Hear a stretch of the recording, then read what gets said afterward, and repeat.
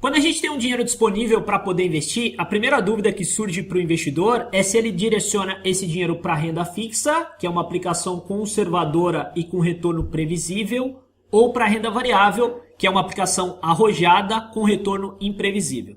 Historicamente no Brasil, pelo fato da taxa de juros ser elevada, o investidor conservador ele consegue ter um retorno expressivo dado o baixo nível de risco. E no caso do mercado de renda variável, historicamente, ele vai sofrer bastante com volatilidade, né? O mercado aqui no Brasil é bastante volátil, é uma característica da renda variável. No vídeo de hoje eu vou tentar responder uma pergunta que eu recebi essa semana de um investidor que está iniciando no mercado. E essa pergunta foi a seguinte: Michel, por que eu investiria em ações que distribuem dividendos abaixo da taxa livre de risco, da Selic? Haja vista que, se eu aplicar, por exemplo, numa aplicação conservadora, esse meu retorno é previsível. E no caso do mercado de ações, essas ações vão ficar oscilando e eu posso ter prejuízo. Nesse vídeo, eu vou tentar explicar isso para você da maneira mais simples possível. Hoje, a gente tem uma Selic pagando 13,75. Se eu for observar de forma bem racional e simples aqui, eu não investiria em um produto que vai me pagar um retorno menor do que a taxa básica de juros. E a gente vai perceber que a maior parte das ações, na distribuição de lucro, ela distribui um valor menor do que a taxa Selic. Por exemplo, se eu pegar as ações do Banco do Brasil, a distribuição de rendimento hoje é de 9,30, ou seja, bem inferior à taxa básica de juros. Só que tem um detalhe importante. Quando você compra uma ação, você tem basicamente duas maneiras de ser remunerado. A primeira é através do recebimento de dividendos, que nada mais é que uma distribuição de lucro que a empresa faz para os acionistas. Quando você adquire uma ação na bolsa, você se torna um sócio, um acionista, e claro, você tem direito a uma participação de lucro. Então essa é a primeira maneira. E a segunda é sobre uma possível valorização dessas ações na bolsa, que proporcionaria para você o que a gente costuma chamar de ganho de capital. Você comprou uma ação a 10, passado um tempo ela subiu para 15, você tem também essa valorização e, claro, se você quiser vender essas ações, você pode vender e assim você vai aferir esse lucro. É claro que assim, pessoal, esse dividendo que foi distribuído aqui, por exemplo, em Banco do Brasil, ele representa uma pequena fração do lucro que a empresa obteve durante esses últimos 12 meses.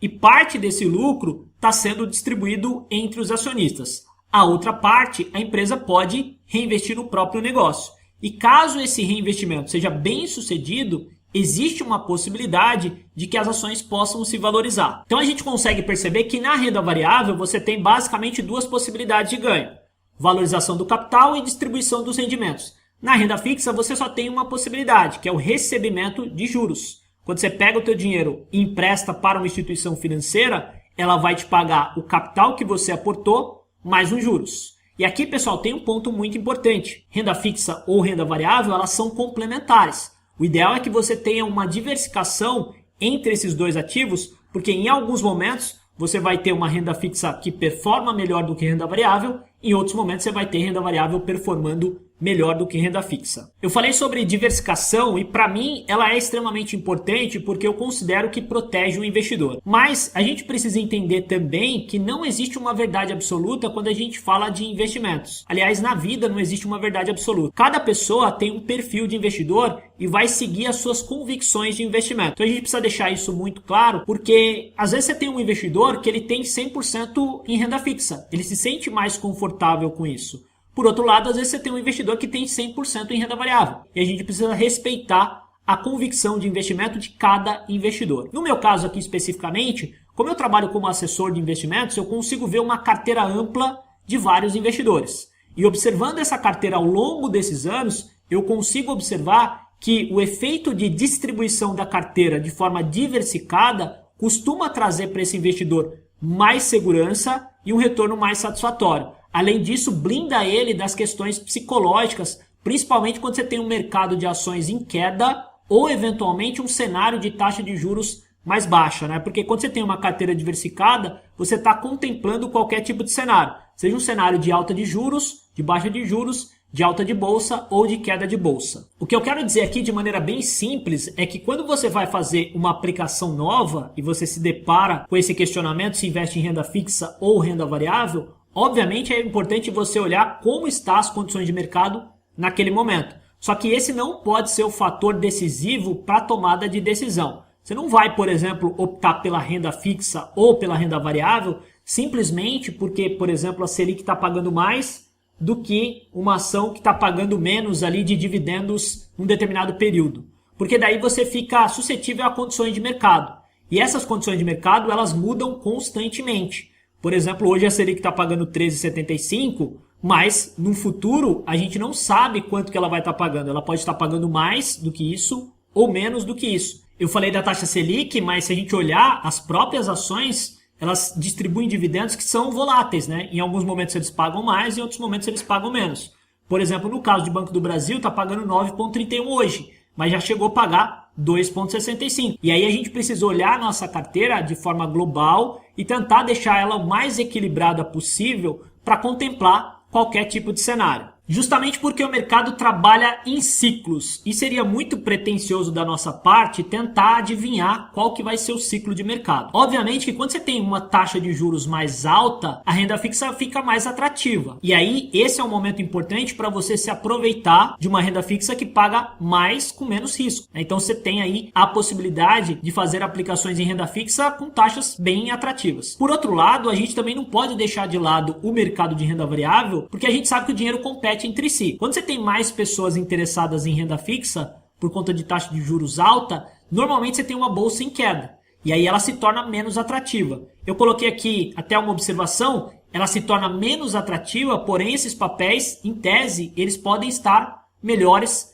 precificados para quem quer comprar, ou seja, subavaliados. O problema é quando a gente começa a ter um excesso de confiança nesse tipo de avaliação. O mercado acredita que a taxa de juros já chegou num determinado patamar e que a expectativa é que ocorra uma redução de juros. E aí eu começo a querer me expor demasiadamente no mercado de renda variável, confiando nesse tipo de informação e nesse tipo de avaliação. E aí isso pode ser uma grande armadilha, porque a gente pode cair no erro do excesso de confiança. Porque mesmo que você acerte um determinado cenário para a bolsa, existem dois fatores aí que você deve levar em consideração. Primeiro é o tempo, né, que basicamente seria o time da operação.